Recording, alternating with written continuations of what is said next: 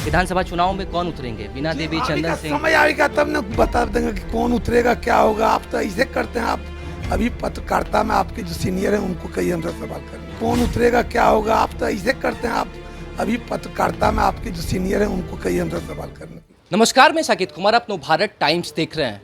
2025 बिहार विधानसभा चुनाव से पहले सबसे बड़ा जो सवाल है कि आखिरकार पशुपति कुमार पारस जो हैं वो किस गठबंधन का दामन थामेंगे या फिर एकला चलो की राजनीति पर चलेंगे। लेकिन आज हम जिस नेता से बातचीत करने वाले हैं, कभी वो स्वर्गीय रामविलास पासवान के बेहद करीबी रहे तो आज केंद्रीय मंत्री चिराग पासवान से उतनी ही दूरी बनी हुई है। तो वहीं बात करें मोकामा विधानसभा उपचुनाव के वक्त की, तो प्रधानमंत्री नरेंद्र मोदी के हाथों को मजबूत करने के लिए घर घर तक वोट मांगने जा रहे थे, तो आज दूरियां वहां से भी बनी हुई है। हमारे साथ बातचीत करने के लिए पूर्व सांसद सूरजभान सिंह हैं।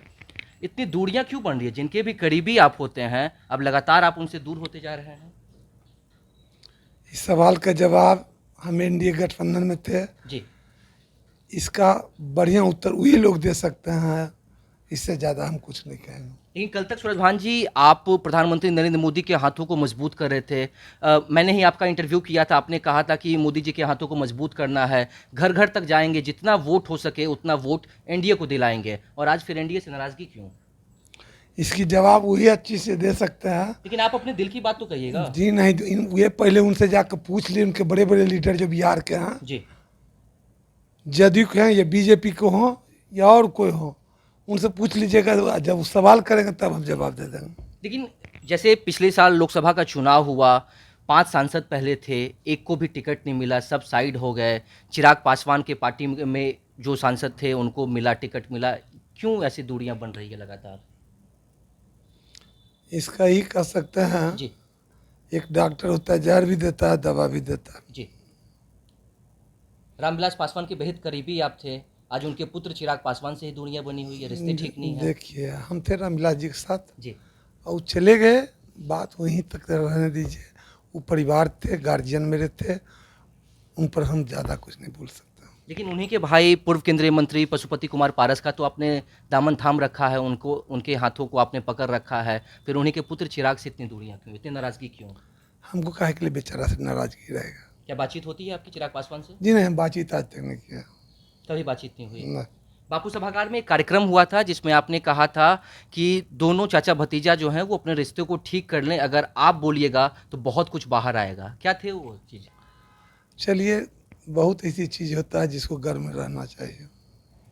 लेकिन आपने अपने ही दिल की बात बोली थी उस दिन कि अगर मैं बोलूंगा तो फिर चीज़ें और भी बिगड़ेंगी। वो अभी समय नहीं आया, समय आएगा तो बता देंगे। अभी कुछ नहीं बोलिएगा। वो हो गया इसमें किसके विषय में था? पशुपति कुमार पारस को लेकर या फिर चिराग पासवान को लेकर?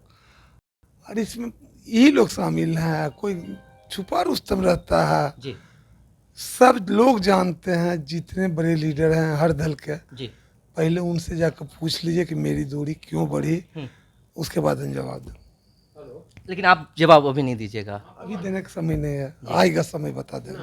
ये बताइए कि आपने कहा कि स्वर्गीय रामविलास पासवान जो थे उनसे काफ़ी ज़्यादा नज़दीकियाँ आपकी थी, आप उनका सम्मान करते थे, वो आपका सम्मान करते हैं।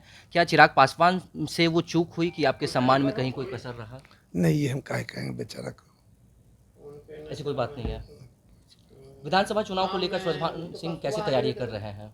ये समय आ रहा है, अभी जैसे आचार संहिता के बाद पूछिएगा बता देंगे। लेकिन तैयारी तो सभी दल कर रहे हैं ना, आप भी लगे हुए हैं। देखिए, जग जो होता है ना, जी, उसमें सभी जाति धर्म के लोग का भी जग होता है। जी। और ये सामने जग आ रहा है। हम्म। और लोकसभा की राजनीति अलग होती है, विधानसभा की राजनीति अलग होती है। जी। सब चीज़ सामने आ जाएगा आपको। आप कह रहे हैं कि लोकसभा चुनाव की राजनीति अलग होती है, विधानसभा चुनाव की राजनीति अलग होती है, लेकिन चुनावी की तैयारियों में तो सूरजभान सिंह लगे हुए ना, लगातार मोर्चा संभाले हुए अलग अलग जगहों पर जा रहे हैं। मन में कुछ तो चल रहा होगा। ऐसा कोई दल है जिसके मन में कुछ ना कुछ चलते ही रहता है, सभी दल के लोगों को जी। चलता ही रहता है। किस गठबंधन का दामन थामिएगा? एनडीए से तो दूरियां बन चुकी है, या फिर नज़दीकियां हो सकती है, कुछ बात बन सकती है। देखिए, एक चीज़ कहें, जी, वो गाना था, सब कुछ सीखी हमने ना सीखी होशियारी। लास्ट कीजिए। क्या एनडीए से फिर नज़दीकियां बढ़ सकती है? विधानसभा का चुनाव है, आपकी पत्नी जो थी वीणा देवी वो सांसद रह चुकी है मुंगेर से, भाई आपके आप चंदन सिंह हैं। विधानसभा चुनाव में कौन उतरेंगे? वीणा जी, देवी, आगे चंदन का सिंह। समय आएगा तब ना बता देंगे कि कौन उतरेगा क्या होगा। आप तो ऐसे करते हैं, आप अभी पत्रकारिता में आपके जो सीनियर हैं उनको कहिए हमसे सवाल करने के लिए। इन सवालों का जवाब नहीं दीजिएगा। आएगा समय बता दें। चलिए ठीक है। तो देखा आपने, विधानसभा चुनाव को लेकर जब सूरजभान सिंह से सवाल किया गया तो इन्होंने साफ कहा है कि अभी जो बातचीत है वो चल रही है, लेकिन किस गठबंधन में जाएंगे, क्योंकि एक तरफ ऐसा माना जा सकता है कि एनडीए से अब दूरियां जो है वो साफ बन चुकी है, लेकिन चुनावी तैयारियों में सूरजभान सिंह लगे हुए हैं। इनके भाई चंदन सिंह भी सांसद रह चुके हैं, पत्नी वीणा देवी भी सांसद रह चुकी है, लेकिन अब विधानसभा चुनाव में किस पर दाव खेलेंगे, कौन चुनावी मैदान में उतरते हैं, किस जगह से चुनाव लड़ेंगे, इन सब चीज़ों पर अभी भी चुप्पी है। ये देखने वाली बात होगी कि आखिरकार आने वाले समय में सूरजभान सिंह क्या फैसला करते हैं, इनके पार्टी के नेता पूर्व केंद्रीय मंत्री पशुपति कुमार पारस क्या फैसला करते हैं और किस गठबंधन का दामन थामते हैं। फिलहाल इन सवालों के साथ जो सूरजभान सिंह ने जवाब दिया है वो आपने देखा। फिलहाल के इतना ही। नवभारत टाइम्स के साथ बने रहें। पटना से साकेत कुमार।